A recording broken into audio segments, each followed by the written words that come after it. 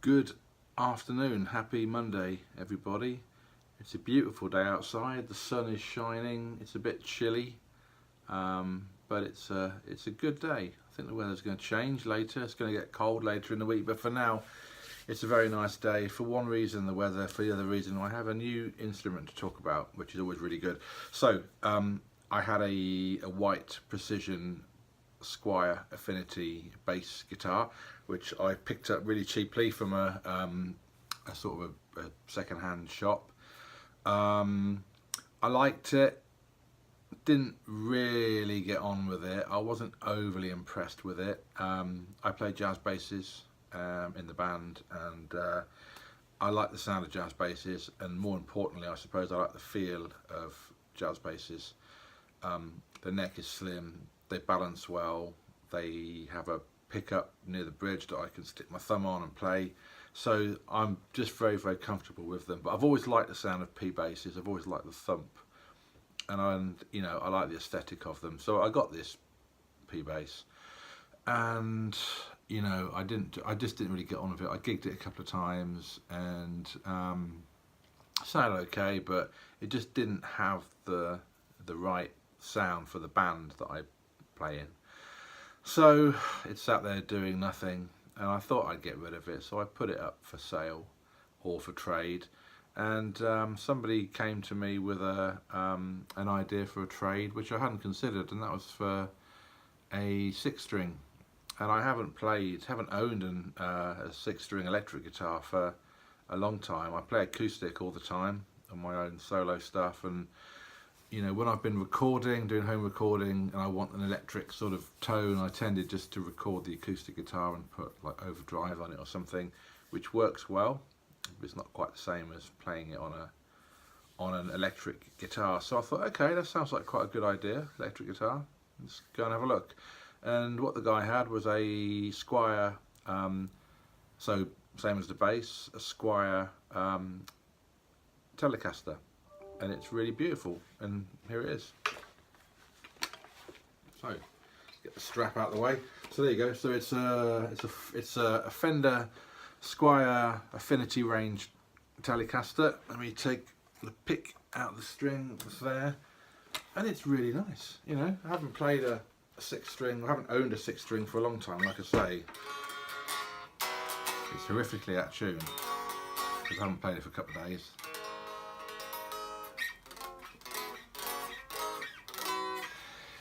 It's not much to say about a Telecaster really. It's just the ultimate sort of simple, no-nonsense electric guitar design. Slab body, 2 pickups, just really simple. But I really like Telecasters. I think they're real kind of workhorse instruments, and they're very versatile. I'm going to do a video on this when I finished upgrading it, because there's a few things I want to do, and then we'll have the sounds and I can give you how it sounds and everything like that. But this video is just a quick one, just to show you sort of all about it and what I think of it. So yeah, so it's a Squier Precision, made in China. According to the serial number on the back of the headstock, it's from 2013. The guy that I got it off hadn't really played it much. As you can see, it's in really good condition. There's a couple of things to talk about which I'll come to, but everything is stock on it. It's got the stock pickups, it's got the stock pots and the stock switching and all that kind of stuff. 2-piece maple neck, so it's maple neck with a maple fretboard glued to it. No skunk stripes, so obviously the truss rod's been put into the neck with and then had the fingerboard put over it. The tuners, in terms of the hardware, then the tuners, they're not great. When I first picked this up, it was going out of tune very easily, and I thought it might be the nut. The nut might not be cut properly. The strings might be snagging. Could be the string retainers. They could be snagging. Could be that the tuners are not working properly. Could just be the strings are really old.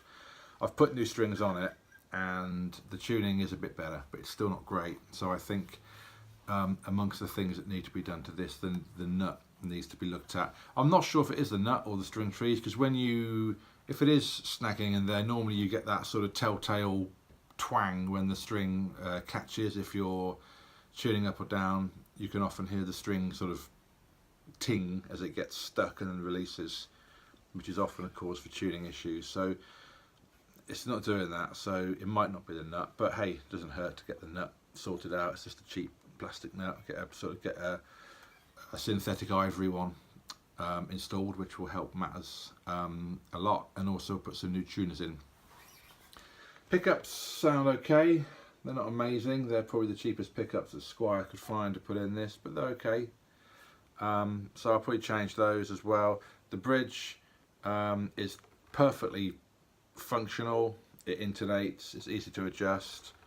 It's a cheap version because the proper Telecaster bridge has got the surround that comes, you know, the ashtray bridge they call it, I think, don't they? This one's just a flat plate with the string retainer on the end there, so looks okay.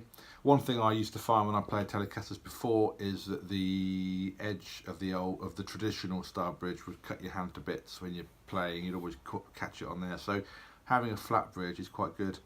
The other thing with the Telecaster that I had before, it was a Fender Baja special edition, and it had like multiple switching options, which was great, but a bit complicated. It had push pots and pull pots and all sorts. This is just simple, easy peasy.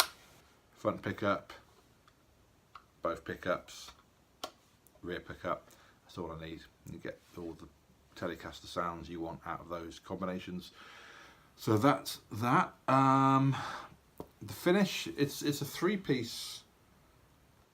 I think it's three-piece, the body. I don't know what it is, like ash.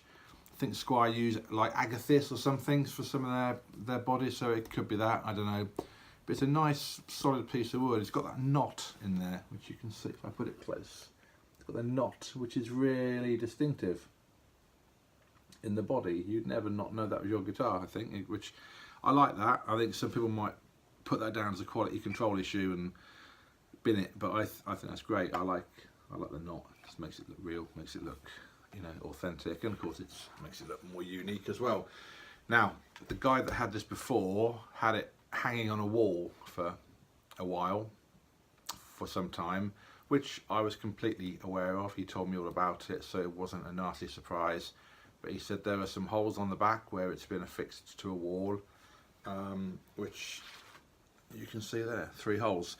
So I thought, well, perhaps he's put like hooks into them. He's filled the holes. He's put, I don't know what he's put in there, like poly filler or something. It feels white and crumbly, so I might scoop that out as best I can and put wood filler in it. Maybe, I don't know. It doesn't affect anything, so you can't see it anyway. So obviously from hanging it on the wall, there's the holes, and there's a bit of chipping and stuff to the finish as well, where it's obviously banged on the wall. But I thought, how's he done that? Has he put screws in and attached it? And I thought maybe he's drilled right through. So I took the scratch plate off to have a look, and yeah, lo and behold, he had drilled all the way through. So he must have had, I think, a countersunk bolt or something going through, and then the scratch plate on again to hide that. You can't see the holes when you play it, obviously. It makes no difference to the guitar itself. So I'm not overly bothered about it. You know, he made me fully aware of the holes before we traded, so it wasn't a nasty surprise, like I say. So I'm just going to leave it. So, you know, notwithstanding the the hardware, which is okay, it's not great, but it's okay. Hardware notwithstanding, it's actually a very solid, very well built, put together guitar. I stripped it down before I put the strings on it, took the neck off. The neck pocket's really tight, fits really, really well. The fit and finish generally is very impressive. Considering these things sell for, I don't know, about a couple £100, I'm not sure. And I guess they're kind of aimed at a sort of a budget, or like a beginner's market, but it's actually a really, really good guitar in terms of its construction and its weight and its balance, and everything is very, very good about it. So yeah, with a bit of upgrade, with some new pickups and some new tuners, and you know, I think the potentiometers might be okay. Certainly the knobs and the switching is all fine, so I'll probably leave those at least for the time being. But I think with some new pickups and some new tuners. We're not talking huge money, and we've got ourselves a really good guitar there. The setup's good, action's nice and low, intonation's good.